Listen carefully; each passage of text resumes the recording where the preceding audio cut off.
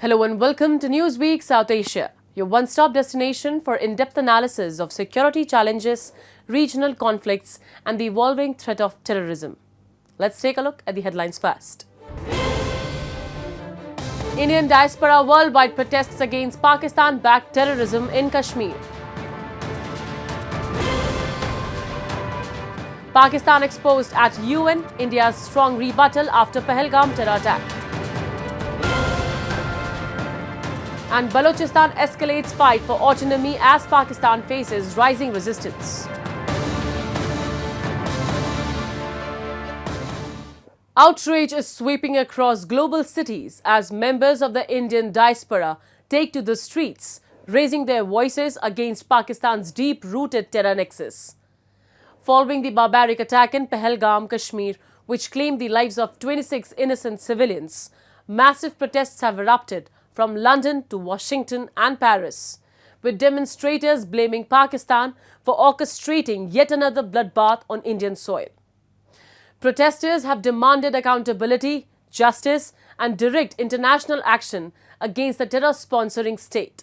Our report dives into the growing global condemnation of Pakistan's state-sponsored terrorism. The barbaric terror attack in Pahalgam, which claimed 26 innocent lives, has shocked the global community.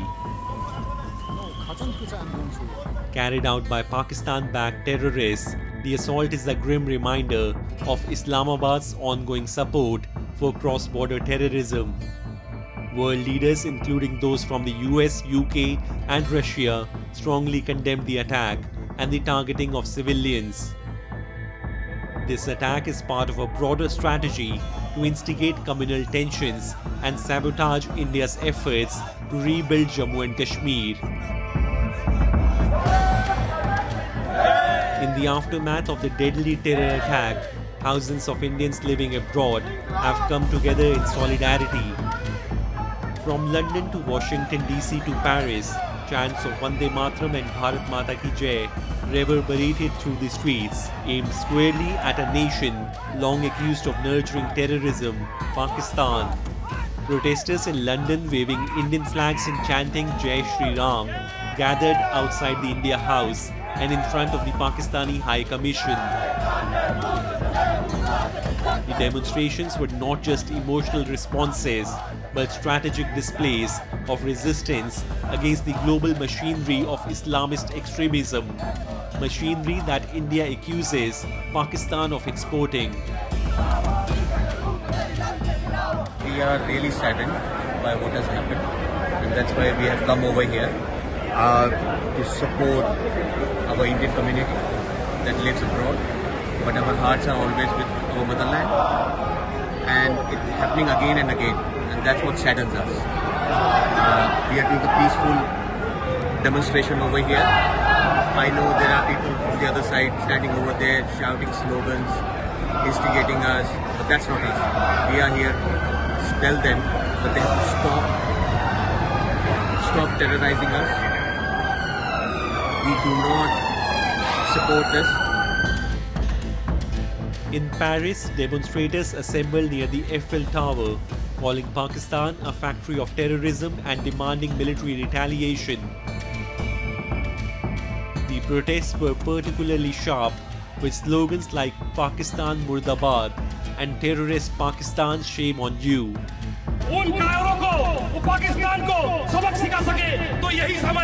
Protesters emphasized that Islamist extremists backed by Pakistan's army are not just a threat to India, but a threat to global peace. अतवादी सिर्फ एको बोली है वो है गोली इन्हां दे विच इन्नी हिम्मत नहीं है कि हिंदुस्तान दी फौज दा सामना कर सकन किसी भी अतवाद ना कि पाकिस्तान दी आर्मी दे विच भी ये हिम्मत नहीं है कि हिंदुस्तान दी फौज दा सामना कर सकन. Outside the White House in Washington DC, Indian Americans gathered to demand accountability. Carrying images of the Pahalgam victims and waving both Indian and American flags, demonstrators shouted slogans condemning the Pakistani deep state. Many called out the ideological motivation behind such attacks, religious extremism weaponized by Islamabad.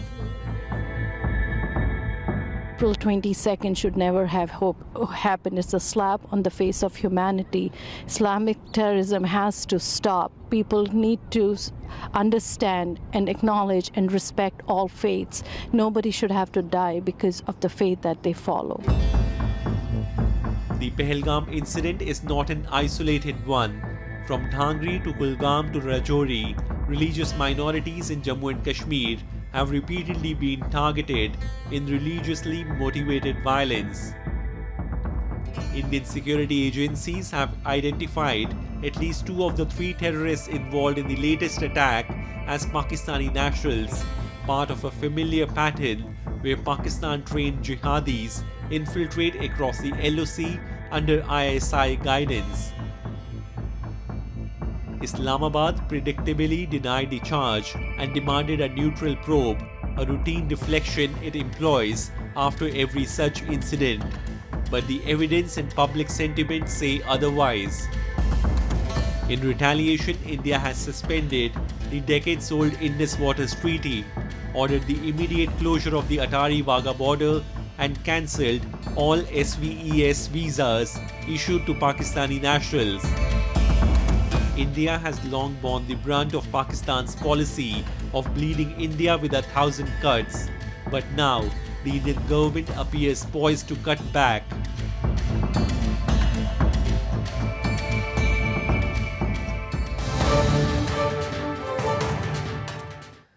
A brutal terror strike in Jammu and Kashmir's Pahalgam region has reignited tensions between India and Pakistan. As the country mourns the loss of 26 innocent lives in one of the worst civilian attacks in over a decade, New Delhi has taken its fight beyond the borders, this time to the world stage. At the United Nations, India strongly condemned Pakistan's open endorsement of terrorism, calling it a rogue state fueling global extremism.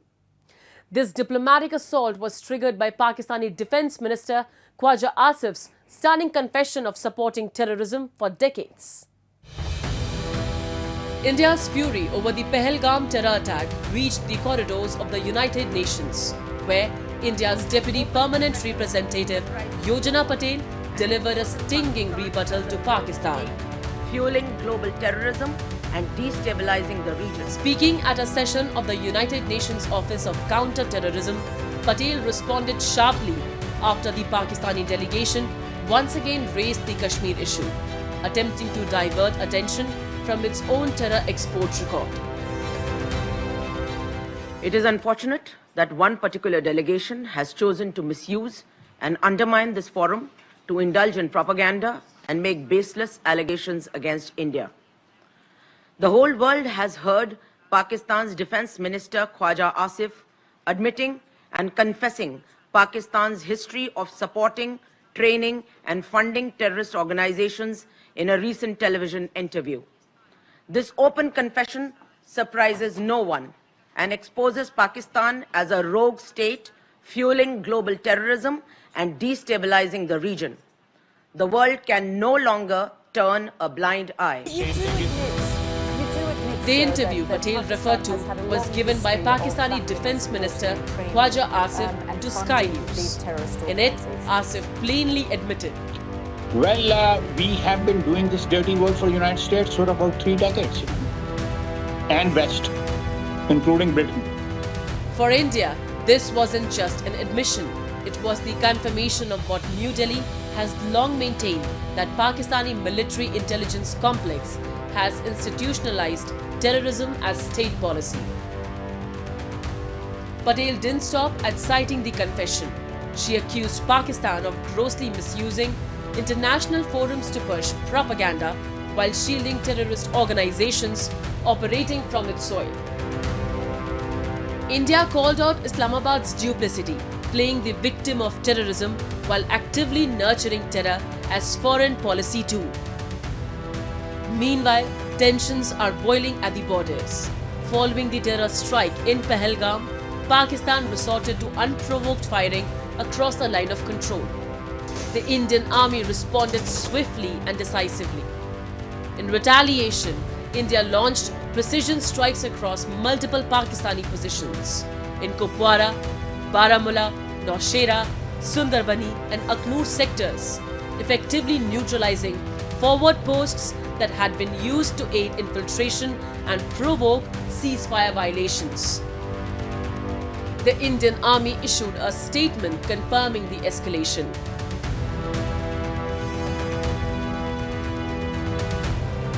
Such provocations are not new, but this time the scale and nature of India's retaliation mark a shift in operational posture.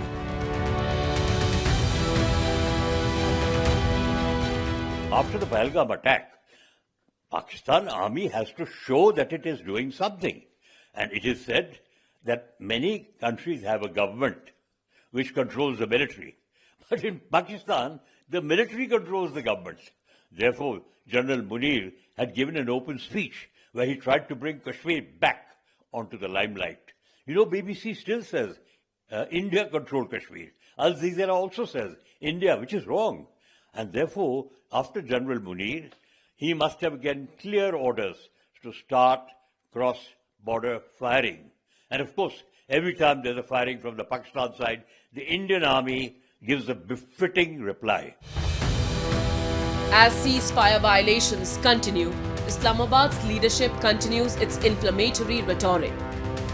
In an interview, Pakistani Defence Minister Khwaja Asif even issued thinly veiled nuclear threats, claiming Pakistan would not hesitate to use its nuclear arsenal if its existence is threatened. Experts believe that by issuing nuclear threats, Islamabad is attempting to manufacture global sympathy and manipulate international opinion. A calculated move to shift pressure onto India and escape accountability for its own terror export policy. See, Pakistan is making these threats about nuclear weapon usage. What it is trying to do is convey to the Western world that, look here, I am threatened so much by India, I have no other option, I will have to use my nuclear bomb. So please do something. So what Pakistan is trying is to create opinion and propaganda in the world so that world leaders create a pressure on India to lower the tensions. That is the game plan of Pakistan. I think the world very well understands what Pakistan is doing. And no matter what Pakistan keeps saying, India will keep its preparations and will take whatever steps India has to take. Meanwhile, in a major diplomatic move, India has suspended the Indus Waters Treaty, a long-standing water-sharing agreement with Pakistan. The step signals New Delhi's intent to hold Islamabad accountable on all fronts: strategic, economic and diplomatic. India has also presented evidence suggesting that the two terrorists involved in the Pahalgam terror attack were Pakistani nationals, once again exposing Pakistan's role in cross-border infiltration and terror sponsorship. Islamabad, true to form, has denied any involvement, but the credibility of such denials has worn thin in the face of mounting evidence and open confessions by its own ministers. The terror attack in Pahalgam and the subsequent developments at the LOC, the UN and diplomatic back channels have peeled back the mask on Pakistan's duplicity. From admissions of terror funding to retreating troops on the border, Islamabad is facing the heat. India's message is unequivocal. The era of restraint is over. Whether on the battlefield or the world stage, there will be consequences, not just for the perpetrators, but for the state that harbors them.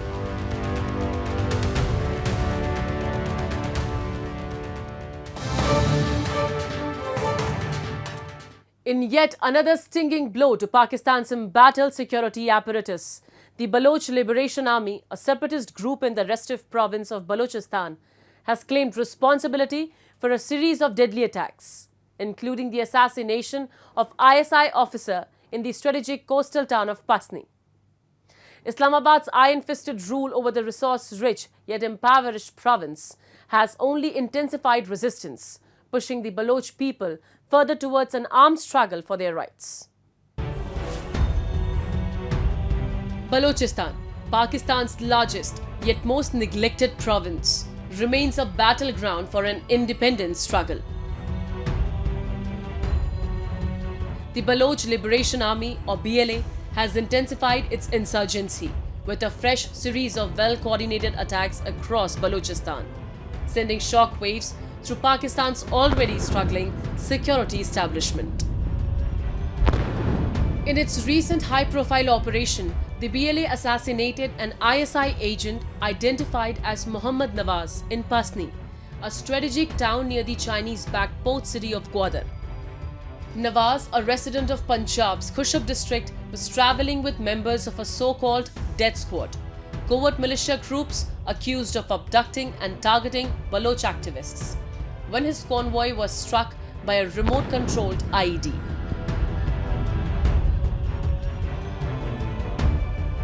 The recent attack by the Baloch Liberation Army, in which an ISI officer named Mohammad Zubair was killed, is a clear message to the Pakistani state that the Baloch Liberation Army is a very strong force in Balochistan that can target its intelligence officers, member of its secret services at any time and any place they want to target them. Because the Pakistani army always claimed that they're just a bunch of the people, those who are resisting against the Pakistani state, but such attacks shows how strong these forces are, how strengthened the Baloch Liberation Army is, and how much a threat they are for the Pakistani state. The group claims Nawaz played a key role in coordinating counter-insurgency operations in Gwadar, a region at the heart of the China-Pakistan Economic Corridor, or CPEC. But the killing was only one of several operations. In Dadar Bulan, the group carried out a grenade attack on police lines. And in another act of sabotage, BLA operatives attacked vehicles linked to the military and the Sandak mining project, while simultaneously blocking the main national highway, a move that disrupted movement and signaled growing insurgent control.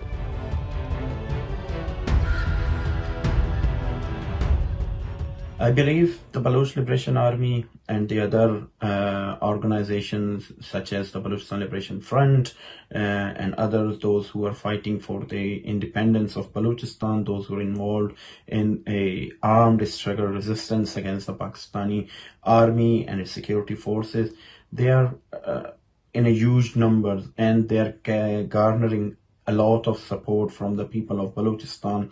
And we have witnessed many attacks where they were able to force the Pakistani military personnel of the frontier corps to leave their outposts, run away. In a way, we have seen many of the military personnel surrendering to them. There are many video. Just days before this killing, the BLA made international headlines after hijacking the Jafar Express, a passenger train running from Quetta to Peshawar. This move, which included holding passengers hostage and derailing the train, shows that the BLA's reach is no longer confined to remote hills but extends to Pakistan's core infrastructure. The BLA's war against the Pakistani state is rooted in decades of exploitation, ethnic discrimination, and the plunder of Balochistan's vast natural resources. The port city of Gwadar, now a linchpin in China's $62 billion CPEC project, is seen by Baloch nationalists as a symbol of occupation. While Islamabad projects CPEC as a game changer, Baloch communities see it as another scheme that exploits their land without their consent, guarded by the very forces they accuse of oppression. For decades, Islamabad's response to the Baloch movement has been rooted in militarization.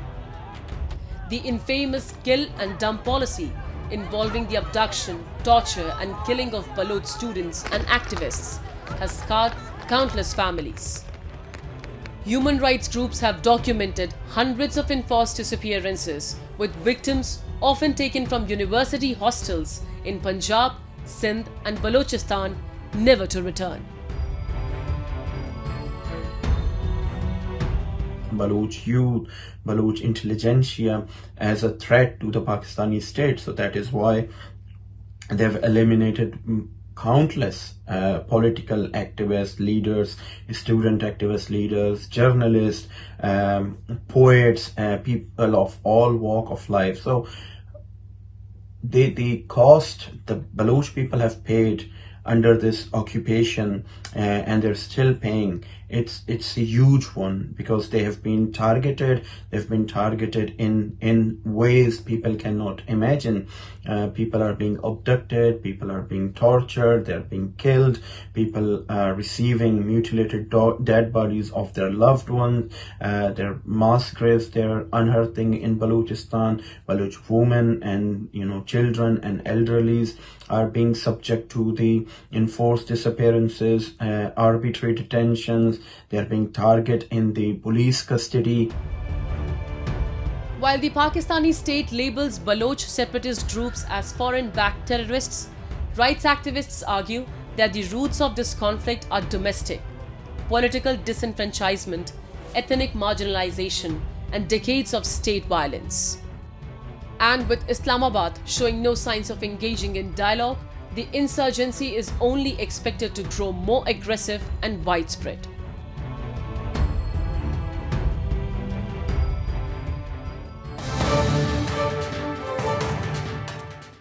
Protests have intensified in Pakistan-occupied Gilgit Baltistan as local residents rally against Islamabad's attempts to seize control of their land and natural resources. Demonstrations erupted in the Sugar district against the proposed Mines and Minerals Bill, which protesters say is designed to legalize the exploitation of the region's mineral wealth without the consent of its indigenous population. This unrest marks a growing backlash against decades of political disenfranchisement and economic marginalization in the occupied territory. In a significant display of civil resistance, hundreds of residents gathered in Hussaini Chowk and Shigar, Pakistan-occupied Gilgit Baltistan, demanding an immediate halt to Islamabad's resource extraction plans. The protest drew participation from several villages including Dasu, Baraldo, Hyderabad, Tisar and Basho. Demonstrators raised slogans such as Kabze par Kabza na Manzoor, rejecting what they described as repeated illegal occupations of their land, mountains and mineral resources. They called for the withdrawal of the proposed Mines and Minerals Bill, warning that any mining activity without local consultation would face strong resistance.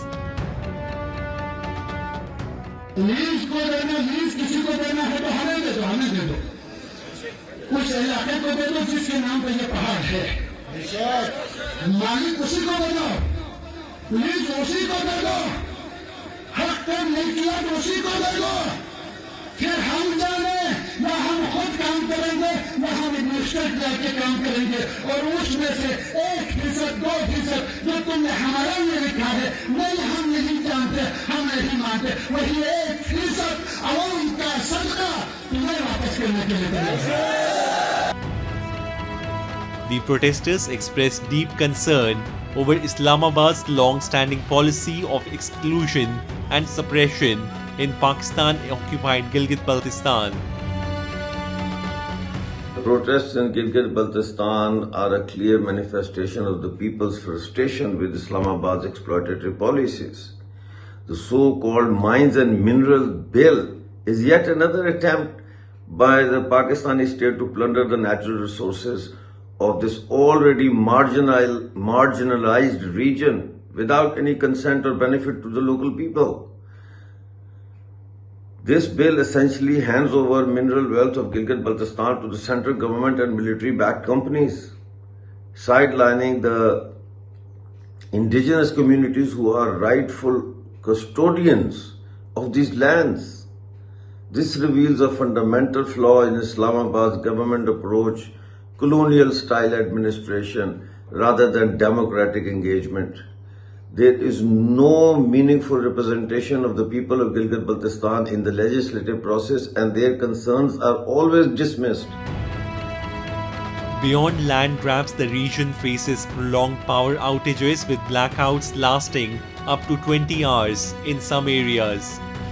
These issues have amplified local frustration, especially as the region remains underdeveloped despite its immense natural and strategic importance.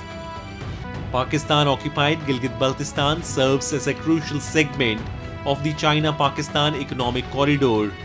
However, the increasing unrest is now disrupting trade and logistics along the Karakoram highway, which connects Pakistan to China through this region.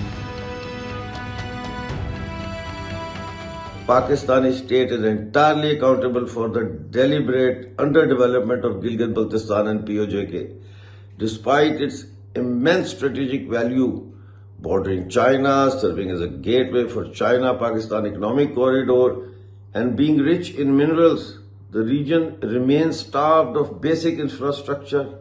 Power outages are common, healthcare is inadequate, education is underfunded, and roads are often impassable. This neglect is not accidental, it's systematic. Islamabad ensures the region remains politically weak, economically dependent, so it can continue to exploit without resistance. Billions are spent on CPAC and the military installations, yet the local population suffer from basic power shortages. This shows that the strategic importance of Gilgit Baltistan is only viewed through geopolitical and military lens, not in terms of human development or rights. India has consistently opposed the inclusion of Gilgit Baltistan in CPEC, asserting that it is part of the territory illegally occupied by Pakistan. The protests have brought renewed attention to Islamabad's governance failures and its continued disregard for the aspirations of people living under occupation. The ongoing protests in Pakistan-occupied Gilgit Baltistan reflect widespread discontent against systemic exploitation and political neglect. As Islamabad continues to push controversial policies in the region, the demand for autonomy, consultation and recognition of indigenous rights is only expected to grow louder.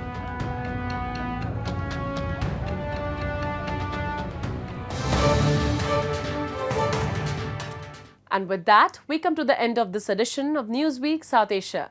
We'll be back next week with more news, views and analysis from the subcontinent. Meanwhile, do keep writing to us at nwsa@anin.com. This is Shivangi Mishra signing off on behalf of the entire production team of Newsweek South Asia. Goodbye and take care.